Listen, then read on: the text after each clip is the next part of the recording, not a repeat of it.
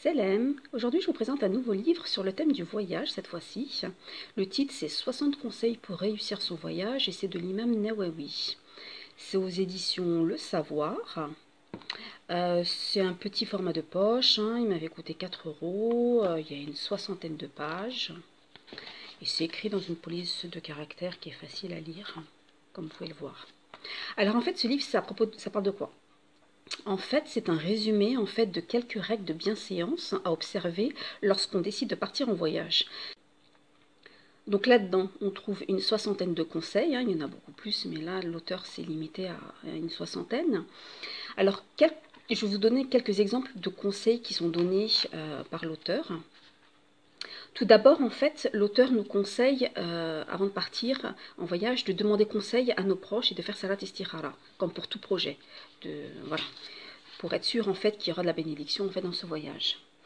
Si on décide quand même de partir, il faut avant de partir demander pardon aux proches, rendre les dépôts qu'on nous avait confiés, s'acquitter de nos dettes, faire notre testament. En fait, on doit se comporter comme si quelque chose de grave allait se passer dans le voyage, qu'on n'allait jamais revenir, et donc il faut prendre nos précautions. Ensuite, il nous conseille de partir en groupe.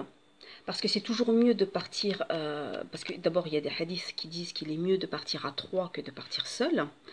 Et en plus de ça, si jamais il vous arrive quoi que ce soit pendant le voyage, et ben vous avez au moins le reste du groupe qui pourra s'occuper de vous. Parce qu'on ne sait jamais ce qui peut se passer, vous pouvez être attaqué ou tomber malade ou quoi que ce soit. Donc il faut mieux partir en groupe.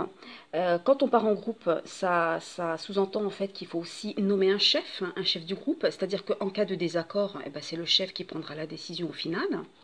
Donc il faut bien choisir ce chef.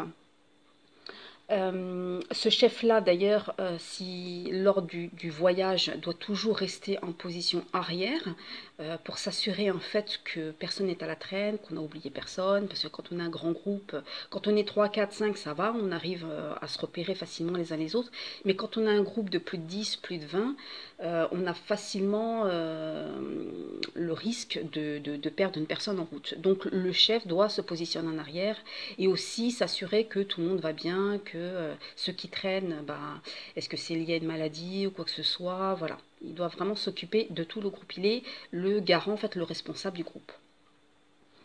Donc, on choisit le chef, on part en groupe. Il conseille aussi, l'auteur conseille d'être indépendant dans les provisions parce que on est tous différents, on n'a pas tous les mêmes goûts, les mêmes attentes, donc il est préférable en fait que chacun apporte ses propres provisions, ça évite tous les désaccords. Parce qu'en fait, voyager en groupe, surtout quand on est avec des gens en fait qu'on ne connaît pas forcément très bien, avec qui on n'a jamais voyager, ça peut s'avérer être très très difficile psychologiquement. D'ailleurs, le prophète sallam dit à ce sujet, on ne connaît une personne que lorsqu'on voyage avec elle, on travaille avec elle, on vit avec elle. Parce que le voyage, ça va vous permettre vraiment de découvrir la personnalité en fait des gens. Justement, à ce sujet-là, l'auteur nous conseille de bien choisir les personnes avec qui on part en groupe, de choisir des personnes de bonne compagnie, de bon caractère, des personnes en fait qui craignent Allah. Pourquoi? Parce que ces personnes-là, elles vont pas s'emporter très facilement, elles vont pas faire des caprices ou quoi que ce soit, parce qu'elles vont constamment se rappeler Allah Azzawajal, elles vont prendre sur elles vont faire preuve de patience. Et c'est parce que le voyage déjà c'est fatigant en soi, donc c'est fatigant physiquement et psychologiquement, donc on n'a vraiment pas besoin d'avoir avec nous des gens qui sont capricieux, voilà. Donc ensuite, il nous conseille, par exemple, de voyager le jeudi ou alors le lundi, de voyager tôt le matin ou alors dans le dernier tiers de la nuit, parce que là, c'est quand on voyage à ces heures-là, en fait, on a l'impression que le voyage est écourté et beaucoup plus court. Il nous conseille aussi de prier deux rakat avant de quitter la maison, de faire les du'a, les invocations aux proches avant de partir, les invocations du voyageur, les invocations pendant le voyage, c'est-à-dire lorsqu'on arrive dans une nouvelle ville, lorsqu'on gravit en fait des montagnes, lorsqu'on descend des vallées, voilà, les invocations au retour du voyage, voilà, toutes ces invocations-là à apprendre et à réciter le moment venu. Il nous conseille aussi, si jamais on décide d'utiliser des montures comme les chameaux, le cheval ou des ânes ou autres, de bien prendre soin en fait de ces montures-là, de ne pas trop les charger, de leur laisser le temps de se reposer, de bien les nourrir, voilà, de pas s'en servir. J'ai bien aimé une citation, c'est de ne pas se servir en fait de ces animaux comme des chaises.